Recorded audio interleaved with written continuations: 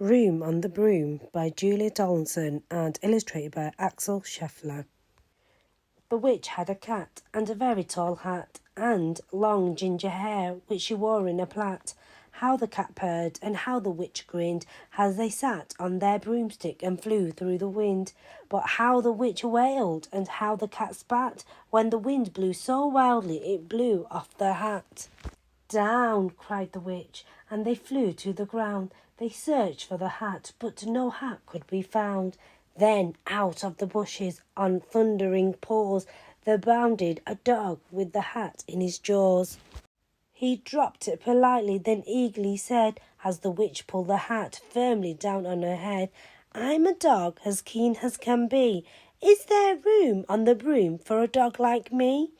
"Yes," cried the witch, and the dog clambered on. The witch tapped the broomstick, and whoosh, they were gone.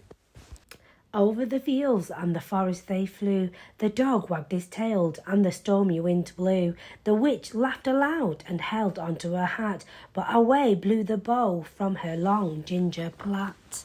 "Down!" cried the witch, and they flew to the ground. They searched for the bow, but no bow could be found.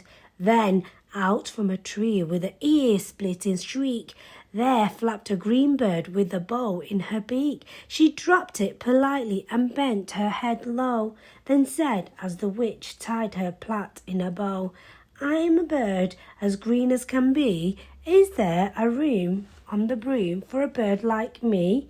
"Yes," cried the witch. So the bird fluttered on. The witch tapped the broomstick, and whoosh, they were gone. Over the reeds and the rivers they flew. The bird shrieked with glee, and the stormy wind blew. They shot through the sky to the back of beyond. The wind clutched her bow, but let go of her wand. "Down!" cried the witch, and they flew to the ground. They searched for the wand, but no wand could be found. Then, all of a sudden, from out of a pond leapt a dripping wet frog with a dripping wet wand. He dropped it politely, then said with a croak, as the witch dried the wand on a fold of her cloak, "I am a frog as clean as can be. Is there room on the broom for a frog like me?" "Yes," said the witch. So the frog bounded on. The witch tapped the broomstick, and whoosh, they were gone. Over the moors and the mountains they flew. The frog jumped for joy, and the broom snapped in two. Down fell the cat and the dog and the frog. Down they went, tumbling into a bog. The witch half broomstick flew into a cloud, and the witch heard a roar that was scary and loud. "I am a dragon as mean as can be. I am planning to have witch and chips for my tea." "No!" cried the witch, flying higher and higher. The dragon flew after her, breathing out fire. "Help!" cried the witch, flying down to the ground. She looked all around, but no help could be found. The dragon drew nearer and, licking his lips, said, "Maybe this once I'll have witch without chips."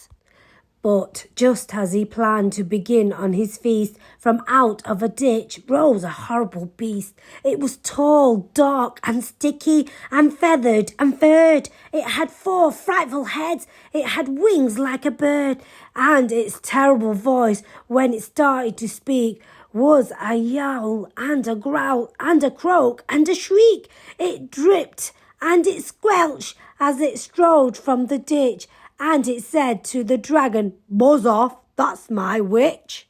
The dragon drew back and he started to shake. "I'm sorry," he spluttered. "I made a mistake. It's nice to have met you, but now I must fly." And he spread out his wings and was off through the sky. Then down flew the bird and down jumped the frog. Down climbed the cat, and phew, said the dog. And "Thank you, oh, thank you," the grateful witch cried. "Without you, I'd be in that dragon's inside." Then she filled up her cauldron and said with a grin, "Find something, everyone, throw something in." So the frog found a lily, the cat found a cone, the bird found a twig, and the dog found a bone. They threw them all in, and the witch stirred them well, and while she was stirring, she muttered a spell, "Iggity, ziggity, zackety, zoom." Then out rose a truly magnificent broom with seats for the witch and the cat and the dog, a nest for the bird and a shower for the frog. Yes, cried the witch, and they all clambered on. The witch tapped the broomstick and wished they were gone.